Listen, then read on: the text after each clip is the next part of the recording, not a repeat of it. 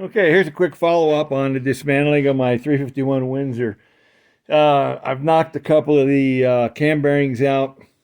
What I've done is, instead of just buying a tool, which would have made it easy, what I've done is I made mandrels for each bearing. Each one is a different size. Not only the bearing is a different size, but the bore is a different size. So I have 5 mandrels, all different sizes. It's got a 3/4 inch hole that I can put a steel rod in. And what I'll do is, this one's for number 3 right here. I'm going to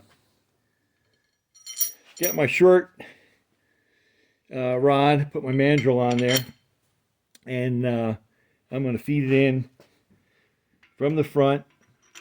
Of course, they get progressively smaller. So now I'm on the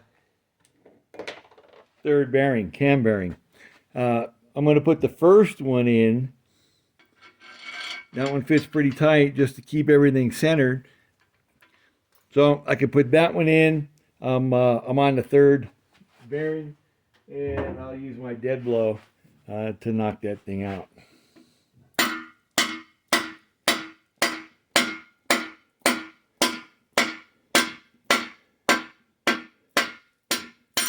Here we go. So the mandrel's made slightly smaller than the bore, and it fits fairly tight in the bearing.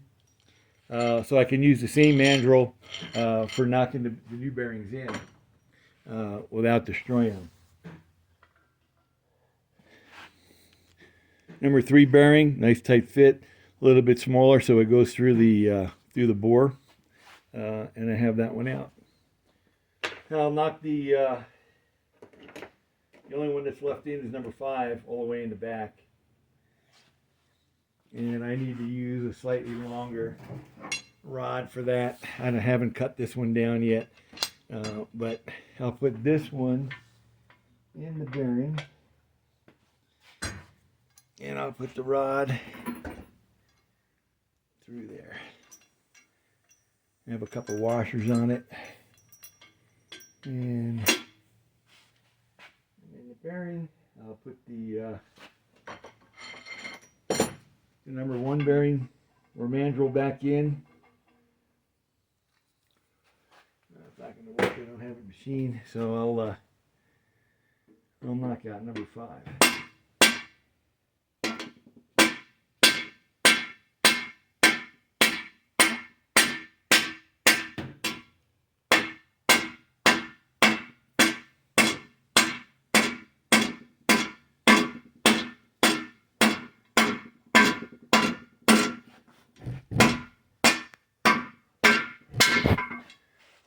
Almost out. With the long rod and the dead blow, it's a little bit of a pain. I'll get a regular hammer.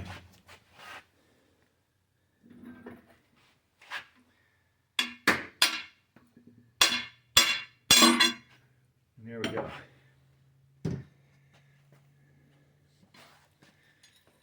So I'll bring my mandrel and my extra washers out.